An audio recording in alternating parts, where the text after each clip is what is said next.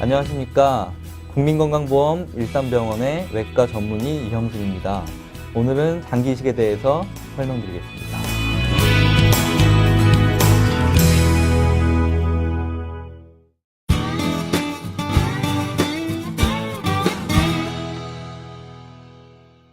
일단 장기 이식이란 망가진 장기를 떼어내고 새 장기를 이식하는 것을 말합니다.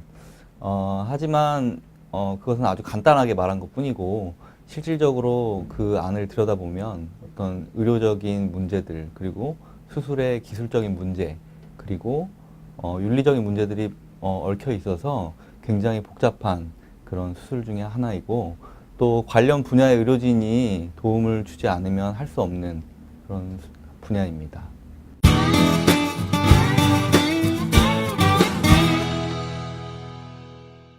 네, 일단 크게 말하면 생체 이식과 뇌사자 이식이 있습니다.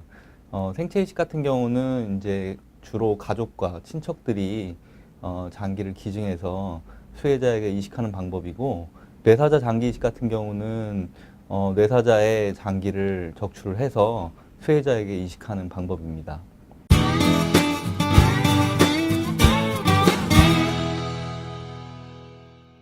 일단은 장기가 망가져서 대체요법이 필요한 환자들이고요.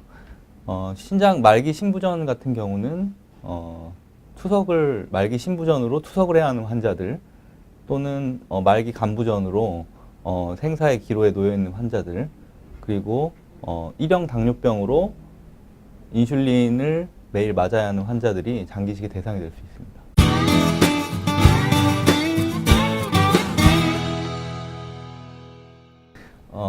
먼저 수술 전에 환자가 장기를 이식받을 수 있는 상태인지를 점검을 해야 됩니다.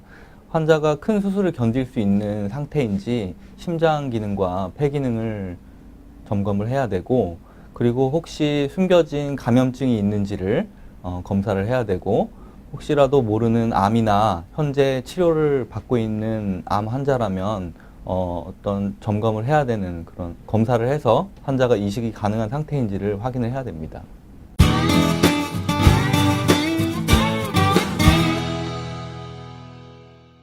일단은 망가진 장기를 떼어내고 새 장기가 환자의 몸 안에 들어가서 제대로 된 기능을 하는 것이기 때문에, 말기 간부전 환자 같은 경우는 간 이식을 하고 나면 새로운 생명을 얻을 수 있는 기회가 주어지게 됩니다.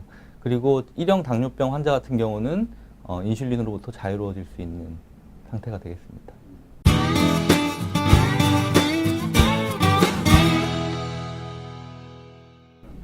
일단은 가장 중요한 것은 장기 이식 수술을 하고 나면 면역 억제제를 복용을 해야 되는데, 면역 억제제에 관련된 부작용들이 조금 있습니다.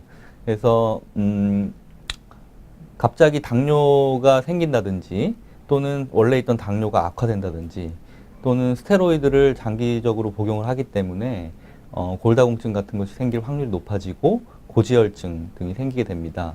그래서 장기 이식 후에는 꼭 병원에 항상 정기적으로 내원하셔서 점검을 받으셔야 됩니다.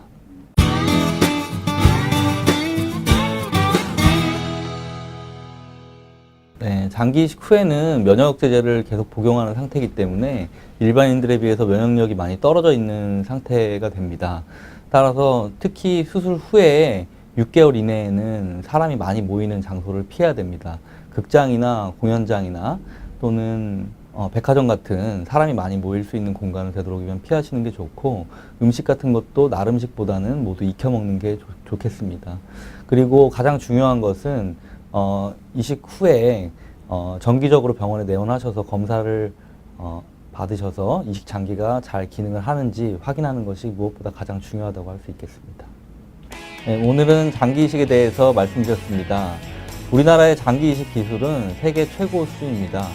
장기 이식에 대해서 고민하시고 있는 환자분들 계시다면 언제든지 오셔서 상담을 요청하시면 저희가 열심히 상담해 드리겠습니다. 감사합니다.